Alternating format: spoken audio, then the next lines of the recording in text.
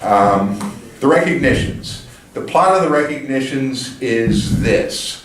A young man who's going to become an artist grows up in a puritanical household, Calvinistic in their Protestantism, and severe in that regard.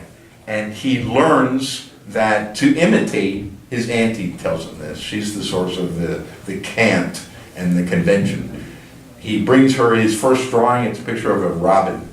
And she says the first words out of her mouth, instead of what a nice picture, which is what the boy was bringing the picture to her for, to hear, approval, look what I made. The first thing she said to him was, "Do you hate Jesus?" Because only God can make something. Only God can create anew. Only God can invent. It's sinful to steal that function from Jesus, from God. So he proceeds as an artist, but he becomes a forger, a counterfeiter of old masters. There's one genre of painting that he imitates, and it's the old masters. For one thing, because Vermeer, everything he did, every brushstroke was imbued with his understanding of God and imbued with his understanding of the relationship between man and God. Guyon, the hero of the recognitions, believes that man is genuinely astray from God, that we're not living in a godly world. It's possible for him to imitate the old masters because he cultivates that same feeling of the purity of the artist's role. It's not about the creation of an individual persona. It's certainly not about Warhol. And he attacks pop art and ultra-modern art. He even attacks Picasso and Juan Gris and Picasso's contemporaries, all of modern art, even the Impressionist art, as not being imbued with the spirit, being more about the individual, and at least the propagation, putting forward the identity of the individual. Look what post-impressionism does. It's talking about an individual instance of Van Gogh standing in a cornfield painting the crows. A painting that I always think is a visualization of a seizure. It's the history of Van Gogh. It's this particular time that he's painting. What are they going after? They're not going after the Spirit of God. They're not trying to teach us anything about spirituality, although their process was a spiritual one. Their process was intensely personal and a route to nature. But it's about the self, it's about the individual. So they're recording the light that's in the room. A presence totally rooted in the here and now, rather than eternity. The view of God, the view of man's proper relationship with the universe. So it's impossible for Guyon to forge, to copy any of the modern artists, because there's nothing to grab a hold of. You can't copy the experience of an individual, but the ideology of Christianity, the ideology of faith and whatever church you belong to, the ideology that's behind every painting by the old masters exemplified by Vermeer, that's replicable, because it's a step, it's a course that one follows. There are rituals and reverends and priests who can guide you along that step in a precise way, where everything is known, where everything is understandable, and the individual is discarded. So he's a genius at the use of tempera, and his work habits are so pure that no modern science can detect his forgeries, because he's working precisely as the old masters did. And he doesn't copy their paintings. What he does is he makes new paintings as they would make them. He chooses a subject that would be appropriate to the work of Vermeer. What are there, 7 pictures by Vermeer in the United States? His total output is minuscule of the work that's actually survived.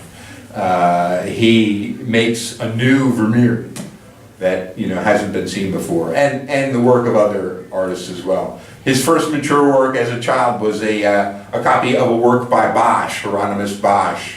You must know his Garden of Earthly Delights, which is actually just a horror show of human frailty and our disgusting sexuality, our disgusting corporeality. It's possible for Guyan to imitate those concerns where it wouldn't be possible if he were unthinkably copying a work by Picasso and such.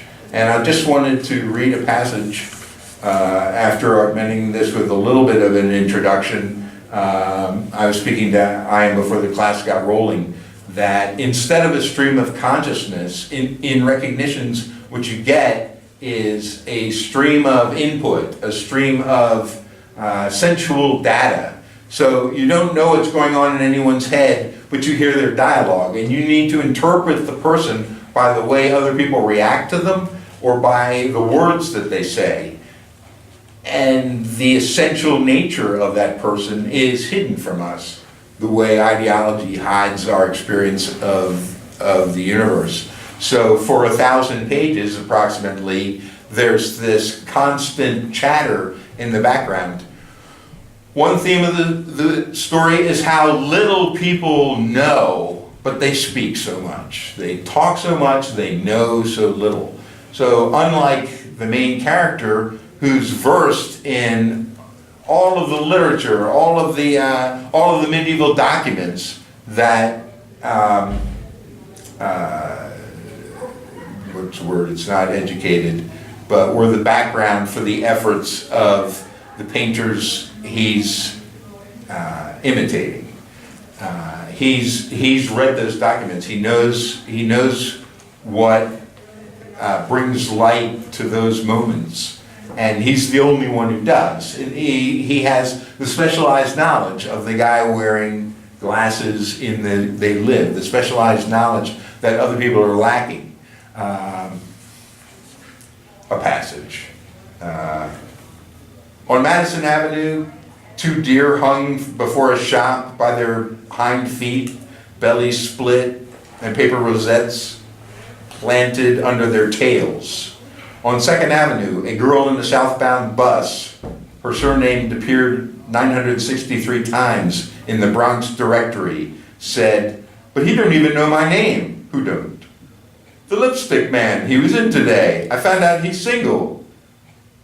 "Is he handsome?" "He's not really handsome. He's more what you might say interesting looking. With my hair and my complexion, he says I ought to wear it's a shade of red. Titian's red, my favorite movie star. On 5th Avenue, a girl in the northbound bus who used the same lipstick as her favorite movie star said, "My doctor told me to ride this bus. He says maybe that'll bring it on." In a Lexington Avenue bar, a man in a Santa Claus suit said, "Hey Barney, let's have one here, first one today." The bartender was saying, "It's just the same as in Brooklyn, irregardless." That's what I say. If you serve food, you gotta have a restroom for ladies as well as men. A woman said, "Where do you come from?" "Out on Long Island." "Jamaica?" "Jamaica, you mean?" "Yeah? So where do you come from?" "Never mind." "Yeah, never mind. I know where. It's nothing but a bunch of Portuguese and Caesareans up where you come from there. Hey Barney, let's have another one here." "Okay, Pagliacci," the woman called to Santa Claus. "Hey Barney, hey Pagliacci, don't start singing your La Donna Mobile in here." "I need this drink like I need a hole in the head," said Santa Claus, interrupting the young man beside him who was staring at a dollar bill pinned on the wall. A sign which said, "If you drive your father to drink, drive him here," and his own image in the mirror. He turned and nodded agreement. "You know what I mean? What's your name?" "Otto." "You know what I mean, Otto?" "Otto, hold up held up his beer glass, half emptied, and nodded. "Can I buy you a drink, Otto?" "He told me ahead of time he's gonna get drunk," the woman said. "Who's kidding who? Some people never learn. I listen to this guy, you'll go crazy. Can I buy you a drink?" "No, thank you, really. I feel just the way you do. I'm just waiting. You won't drink with me, huh? You won't drink with me. Hey, Polyage, like I say, it's just like in Brooklyn, irregardless." The jukebox came to life and played "The World is Waiting for the Sunrise." In that single passage, and in different locations in the book, especially cocktail parties, you hear people talking and they're not aware of what they're talking about. They really don't understand where other folks are coming from. We hear spats of dialogue on people passing by in a bus that we can't make sense of, but we're always trying. We're always trying to put the pieces together, but we have no real understanding. And like the guy who uses the word irregardless twice, which isn't a word, we're not aware of what we speak. And it all goes by and it's confusion. And what's the way out of it? Gaddis's premise is that knowledge, understanding is the way out of it. If you're truly studied, and that's not possible because it involves reading every book that's ever been written, seeing every telecast that is part of the membrane that makes up our understanding. The only way to understand what's happening now is, what are the roots of now? Well, I'm a strict behaviorist. The roots of here, the roots of here and now are every impulse, every stimulus that's affected all of the people in this room and the person standing in front of it, making the most noise. It's impossible, but it's the only way to understand things. Let me close out with another reference to conspiracy theory. If you don't know what's going on, you imagine that somebody does.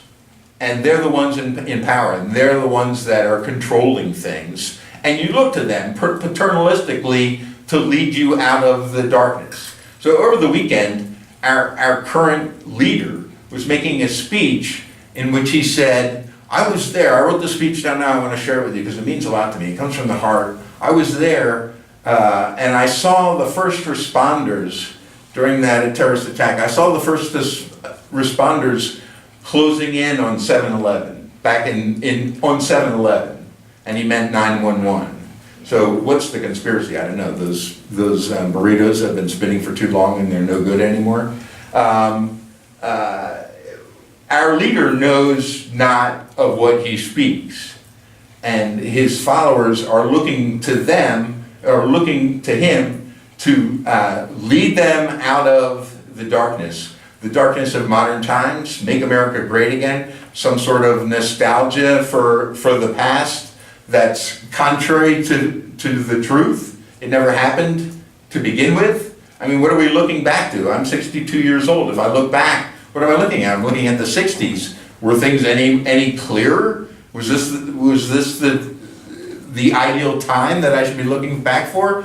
When was it? When was this time? A time without foreigners? There's no such thing. We have a congressman in Iowa who says, when did white supremacy become a dirty word? When did that become something wrong to say? If you don't have knowledge, if you don't know where things come from, it's impossible to judge what's happening in the present. And that's my answer, the same as it is for William Gaddis, that the antidote for our ills is more education, more reading, more study. Even if you have to go to class and listen to somebody who talks 5 minutes past the end of the class time, to seek out what it is behind the blinders. That's the way, and you'll never achieve that. There's too much information. Life is an endless cacophony of voices heard at a distance, but we behave with faith as if we can do that. That's called acting in good faith. We believe that if we do our best, we can do others no harm. Thank you. Any Any comments or questions? All right, in that case, I'll see you next time, and thank you very much. Thank you. Thank you. Okay. Thank you.